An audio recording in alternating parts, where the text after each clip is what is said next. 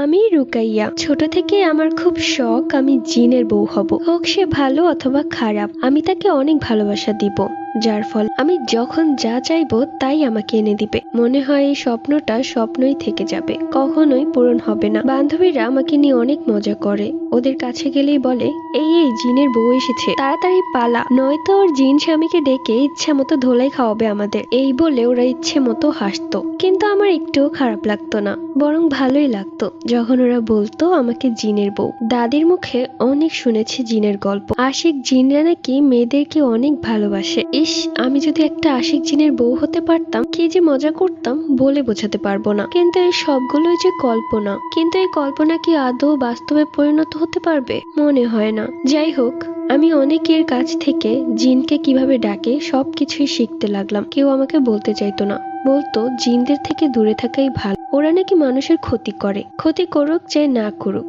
আমি তো জিনের বউ হবই। আমার দাদি বাড়ির পাশেই একটা কবিরাজ বাড়ি আছে, আমি দাদির বাড়িতে গেলেই সেই কবিরাজের বাড়িতে যাই। সেই দাদুটা খুব ভালো, আমাকে অনেক আদর করে। তাকে গিয়ে আমি বলতাম আচ্ছা জিনকে কিভাবে আনে। সে আমাকে বলতে চাইতো না, আবার ভয় দেখাতো। একবার জিনের পাল্লায় পড়লে তুমি কিন্তু সেখান থেকে আর বেরোতে পারবে না। তবুও আমি তাকে অনেক বলতাম, কিন্তু সে আমাকে বলতো না। তার ছোট্ট একটা ডায়েরি ছিল, সে ডায়েরিতে অনেকগুলো মন্ত্র, অনেক কিছু লেখা আছে, যে মন্ত্র দিয়ে জিন হাজির করা যায়। একদিন তার বাসায় যাই এবং কৌশলে সেই ডায়েরিটা চুরি করি। কোনো রকমে দাদির বাড়িতে চলে আসি। সেই একা ঘর বন্ধ করে আমি সেই ডায়েরিটা খুলি। সেই ডায়েরিটা অনেক পুরনো আর অনেক ভারী ছিল। আমি একদম শেষের পাতায় চলে যাই, দেখি সেখানে কি সব নকশা করা, একটা তারার মতো নকশা করা। সেখানে আবার কি সব লেখা আছে, মাঝখানে একটা পুতুলের ছবি। মনে মনে ভাবতে লাগলাম এটা দিয়েই হয়তোবা জিনকে হাজির করে। সেই পৃষ্ঠা আমি ছিঁড়ে ফেলি এবং